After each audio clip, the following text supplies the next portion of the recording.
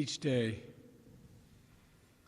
I receive a small card in my pocket that I carry with me in my schedule. It shows the number of Americans who have been infected by or died from COVID-19. Today, we mark a truly grim, heartbreaking milestone. 500,071 dead. That's more Americans who have died in 1 year in this pandemic than in World War I, World War II, and the Vietnam War combined. That's more lives lost to this virus than any other nation on earth. But as we acknowledge the scale of this mass death in America, we remember each person and the life they lived. They're people we knew. They're people we feel like we knew. Read the obituaries and remembrances. The son who called his mom every night just to check in. The father's daughter who lit up his world. The best friend who was always there. The nurse and nurses, but the nurse who made her patients want to live. I was just in Kalamazoo, Michigan, at the Pfizer vaccine manufacturing facility. There I met a man when I walked in whose father-in-law was dying of the virus.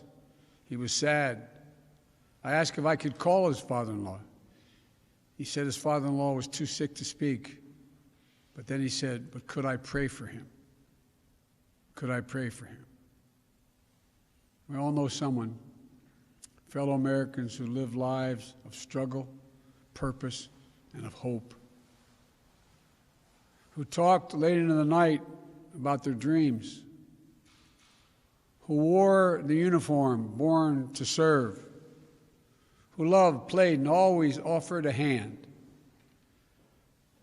We often hear people described as ordinary Americans. There's no such thing. There's nothing ordinary about them. The people we lost were extraordinary. They spanned generations. Born in America, immigrated to America.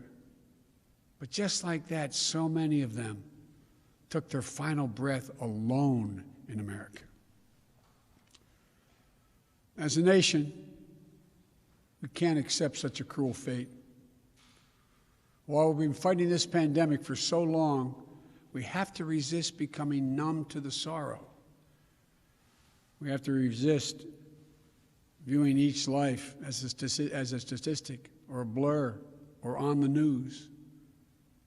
We must do so to honor the dead, but equally important, care for the living, those who left behind. For the loved ones left behind, I know all too well. I know what it's like to not be there when it happens. I know what it's like when you are there, holding their hands.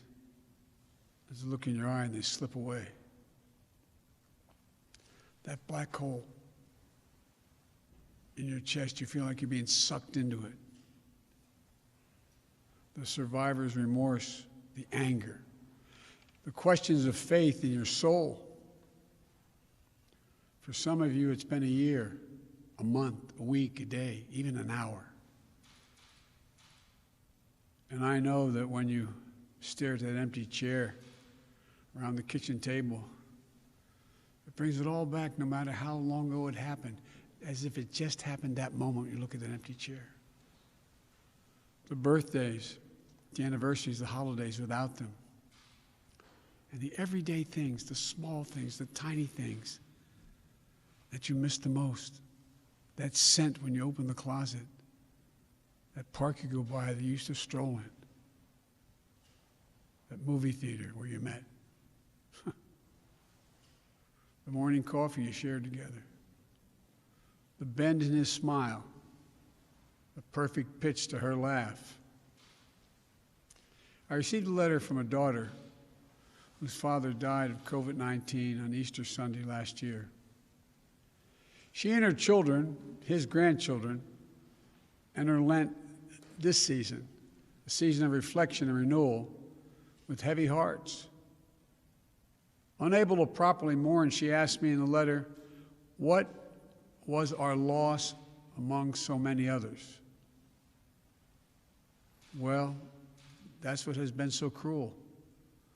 So many of the rituals that help us cope, that help us honor those we loved, haven't been available to us.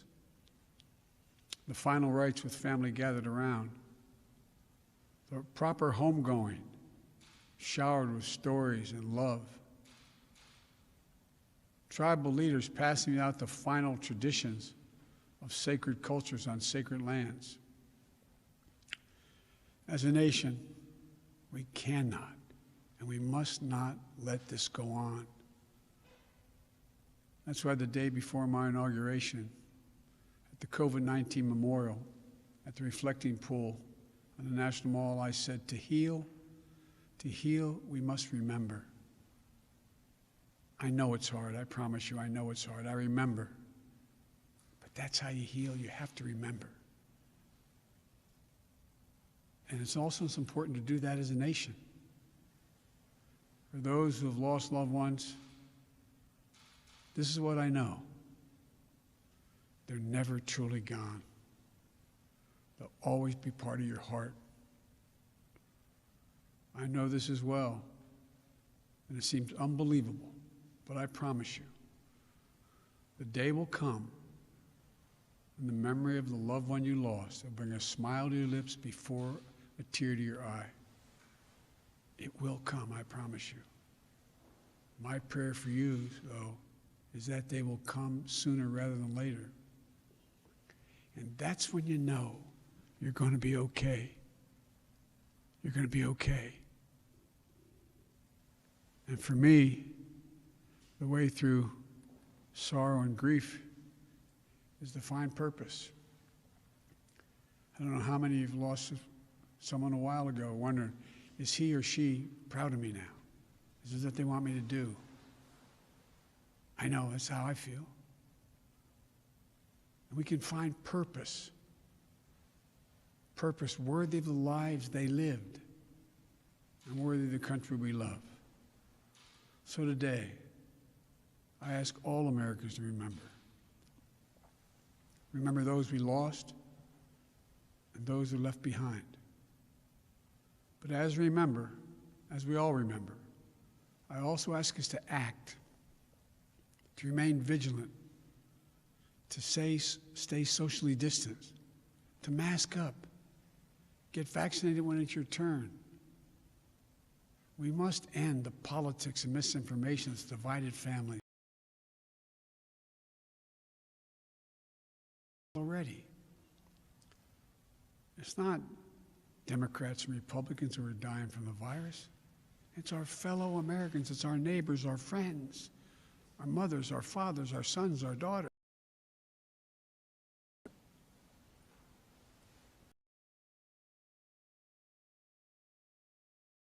United States of America.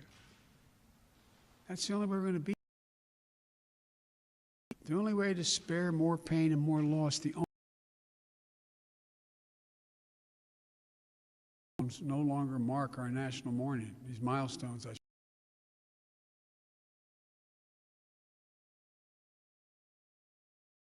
A story of how far we fell, but of how far we climbed back up. We can do this. For in this year of profound loss, we've seen profound courage from all of you on the front lines. I know the stress, the trauma, the grief you carry, but you give us hope. You keep us going. You remind us that we do take care of our own, that we leave nobody behind, and that while we've been humbled, we have never given up. We are America. We can and will do this.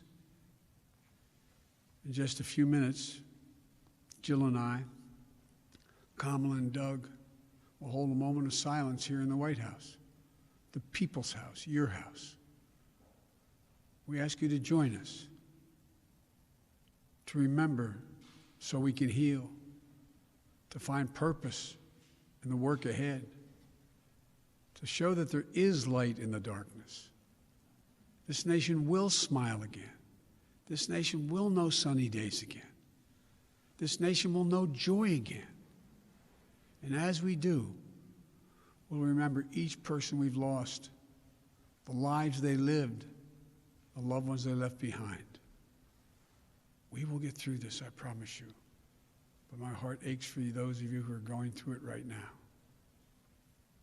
May God bless you all, particularly those who've lost someone. God bless you.